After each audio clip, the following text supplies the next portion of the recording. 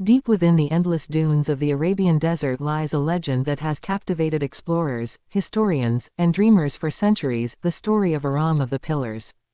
Referred to briefly in the Qur'an and woven through Islamic folklore, the city of Iram, also known as Iram Dhāt al-ʿImād, meaning Iram of the lofty pillars, has long been the subject of both wonder and mystery. Was it a real place?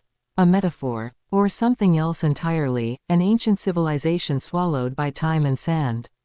We'll take a journey through the layers of this enigmatic city, its origins in scripture, its place in Arabian culture, modern attempts to locate it, and its broader symbolic meaning in the human imagination. The first and perhaps most well-known reference to Iram appears in the Qur'an, in Surah al-Fajr, the dawn. Have you not seen how your Lord dealt with Iram, with its lofty pillars, the like of which was never created in the land? Quran 89, 6-8. These verses suggest that Iram was an extraordinary city, grander than any before or after. It belonged to the people of Ad, an ancient tribe described in Islamic tradition as strong and wealthy but ultimately wicked. According to the story, the people of Ad, led by a proud king named Shaddad, defied God's message, brought by the prophet Hud. As a result, they were destroyed by a terrible storm, their magnificent city buried in the sands. Iram's towering pillars are a recurring motif in these narratives, perhaps symbolizing grandeur, arrogance, or the heights of human achievement that precede a fall. Legend holds that King Shaddad built Iram as a paradise on earth. Some accounts describe it as a city lined with gold, silver, precious gems, and lush gardens, a man-made heaven that challenged God's authority. The motivation? Pride. Shaddad reportedly sought to rival the divine paradise promised in the afterlife by creating one of his own. The story fits within a broader tradition of lost cities found in many cultures. Places like Atlantis, El Dorado, or Shambhala. These cities often represent the pinnacle of human civilization, brought down by hubris, greed, or divine retribution. In Arab folklore, Bedouin travelers sometimes tell stories of ancient ruins in the desert, remnants of Iram that appear only to vanish in the next sandstorm. For centuries, these tales have fueled speculation and curiosity. So, was Iram a real place? Historians have long debated whether the story of Iram has any basis in reality. Some have suggested that the Ad tribe might correspond to a real group of people living in southern Arabia, possibly connected to the ancient Ubar or Iobarite mentioned in Greek and Roman sources.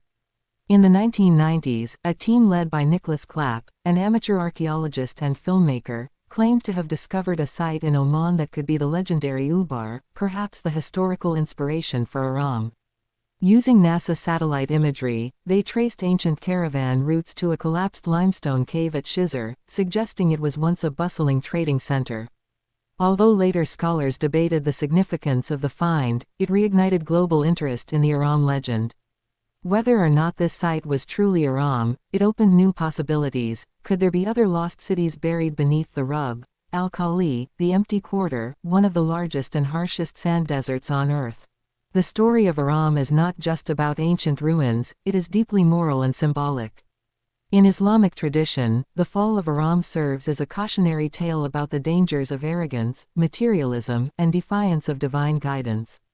The people of Ad were physically powerful, culturally sophisticated, and materially wealthy, yet their city was wiped from the face of the earth due to their spiritual decay. This symbolism resonates across cultures and eras. Iram becomes more than a place, it is a symbol of impermanence, a reminder that no matter how grand our creations, they are always vulnerable to time, nature, and the consequences of our actions. The tale also touches on divine justice. Shaddad, despite his worldly accomplishments, could not escape the moral law of the universe.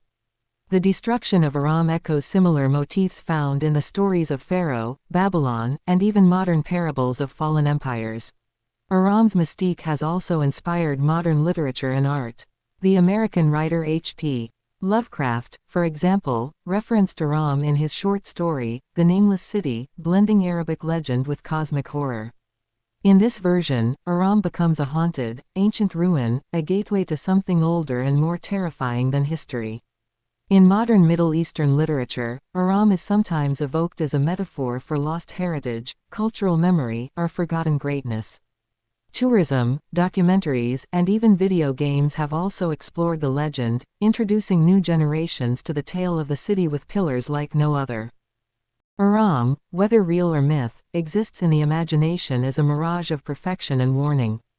It speaks to humanity's greatest ambitions and gravest mistakes. We seek to build everlasting legacies, towers that touch the heavens, but the story of Iram reminds us of the fragility beneath our stone and gold. As the desert wind whispers through the dunes, some still believe that Iram sleeps beneath the sands, waiting to be uncovered. Others believe it never existed, except in the hearts and minds of those who dream of a golden city lost to time. But perhaps that is Iram's true power, not in its stone pillars, but in its ability to inspire, to caution, and to endure as a story.